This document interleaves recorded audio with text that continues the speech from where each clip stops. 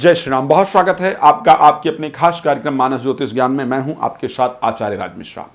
बात करेंगे हमारे जो मीन राशि के प्यारे जातक जातिका हैं उनके लिए 2022 का पहला महीना जो जनवरी माह है वो किस प्रकार का व्यतीत होने वाला है।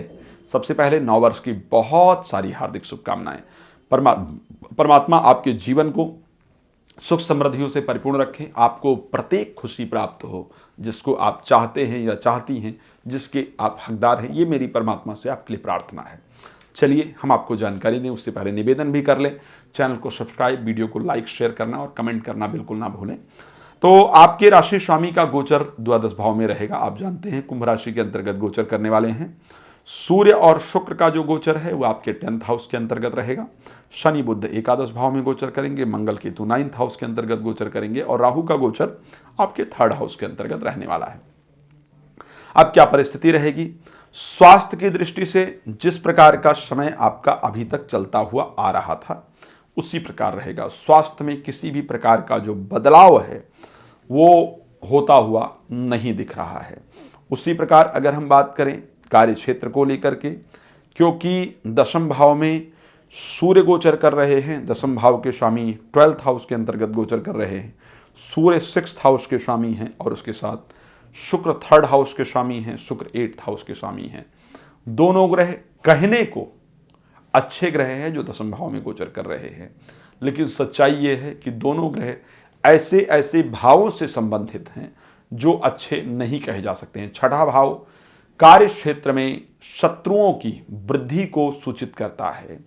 जिस प्रकार के मेहनत आप करेंगे उस प्रकार का रिजल्ट आपको नहीं देता। हाँ, लेकिन अगर आउट ऑफ कंट्री रह रहे हैं तो ये आपको एक अच्छा रिजल्ट निश्चित रूप से प्रदान करते हैं। लेकिन फिर भी दुष्ट चालों के माध्यम से आपके साथ जो लोग काम कर रहे हैं वो आपको परेशान करने का प्रयास करेंगे। इस माह कोई भी डिसीजन लें तो बहुत सोच समझ करके लें। अष्टम भाव के स्वामी का दशम भाव में गोचर करना एक समय पर सब कुछ बर्बाद करने की शक्ति रखता है, अचानक कामों को रोकने की शक्ति रखता है, अचानक कार्य को कंट्रोल करने की शक्ति रखता है, अचानक नौकरी के जाने का जो संकेत है वो बनता है। तो कार्य क्षेत्र में बहुत सोच समझ करके कार्य करने की आवश्यकता है ताकि आपको दिक्कत ना हो। दशम भाव में सूर्य का गोचर, हाँ, आपको कुछ उच्च अधिकार, कुछ पद प्रतिष्ठा आपको निश्चित रूप से दिलवाएगा और शुक्र उसको खराब करने का प्रयास करेगा।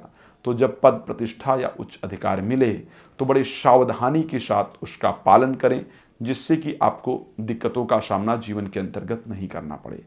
महिलाओं के माध्यम से, यदि आप पुरुष हैं तो महिलाओं के माध्यम से, और अगर आप महिला हैं तो पुरुषों के माध्यम से आपको इस माह में अच्छी सफलता निश्चित रूप से प्राप्त होगी।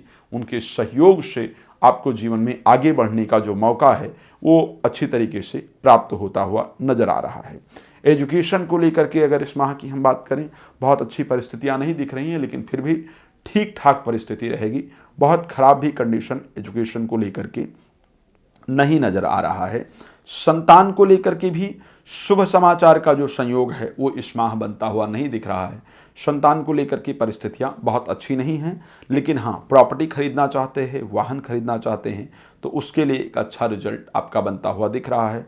जिन नव दंपत्ति के यहाँ संतान नहीं है उनको प्रयास करना चाहिए, अच्छे रिजल्ट का संकेत है। विवाह को लेकर के भी इस महीना एक अच्छा संयोग है, तो विवाह के लिए एक अच्छे लड़के या लड़की के मिलने की जो संभावना है वो इस महीने दिख रही है। खैर, बहुत कुछ एक राशि में सम्मिलित करने का समय हम प्रयास करते हैं, लेकिन कई बार क्या होता है कि बहुत कुछ सम्मिलित करना संभव नहीं हो पाता है। तो यदि कोई और जानकारी आपको प्राप्त करनी हो तो ऐसी परिस्थिति में आप निश्चित रूप से हमें कॉल कर सकते हैं और जानकारी को प्राप्त कर सकते हैं। एक चीज़ जरूर कहूँगा, जब पद प्रतिष्ठा इत्यादि प्राप्त हो तो आपको अहंकार से और अपने ईगो से बचने की आवश्यकता होती है। इस माह भगवान से आपका भरोसा उठेगा, धर्म से आपका जो विचार है वो करीब करीब हटेगा। लेकिन श्री रामचरितमानस में गोस्वामी तुलसीदास जी ने बहुत स्पष्ट कहा है कि धीरज धर्म मित्र अरुणारी आपद काल परखिए चारी।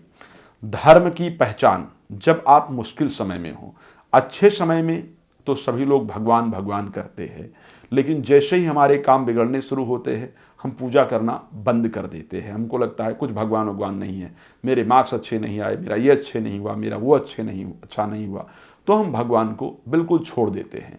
जबकि गोस्वामी जी कहते हैं कि आपका धैर्य, मुश्किल समय में आप कितने धैर्यवान हैं, ये बहुत इंपॉर्टेंट है। अच्छे समय में तो सभी लोगों का आत्मविश्वास बढ़ा होता है, मुश्किल समय में यदि आपका आत्मविश्वास बढ़ा हो तो आप कामयाबी को प्राप्त कर सकते हैं। धीरज, सबसे पहली चीज धैर्य। दूसरा धर्म, मुश्किल समय में धर्म की पहचान होती है। जब आपके पास मुश्किल वक्त हो तब आपको धर्म पर अडिग रहना चाहिए। धीरज, धर्म और मित्र। तीसरे जो हमारे फ्रेंड सर्कल है वो हमारे लिए जब मुश्किल समय है तब अगर वो हमसे बहुत संपर्क रख रहे हैं और हमारा बहुत सपोर्ट कर रहे हैं तो वास्तविकता वो मित्र है। अगर मुश्किल समय में आपका मित्र आपका फोन भी नहीं उठा पा रहा है तो आपका मित्र नहीं बल्कि वो शत्रु के समान है। गोस्वामी जी ने रामायण में कहा कि विपत्ति काल कर सदगुण नेहा संतत कहा मित्र गुण एहा। मित्र का गुण है जो मुश्किल समय में 100 गुना अधिक आपसे प्रेम करे। तो धीरज, धर्म, मित्र, अरुणारी, जीवन साथी मुश्किल समय में आपका सपोर्ट करना चाहिए। तो यहाँ पर इस महीने आपका धर्म से भरोसा उठेगा, लेकिन बनाए रखिएगा, आपको सफलता निश्चित रूप से प्राप्त होगी। तो यहाँ पर मैं कार्यक्रम को विराम देता हूँ। नए कार्यक्रम के साथ आपके सामने हाजिर होऊंगा। तब तक के लिए जय श्री राम। बहुत धन्यवाद।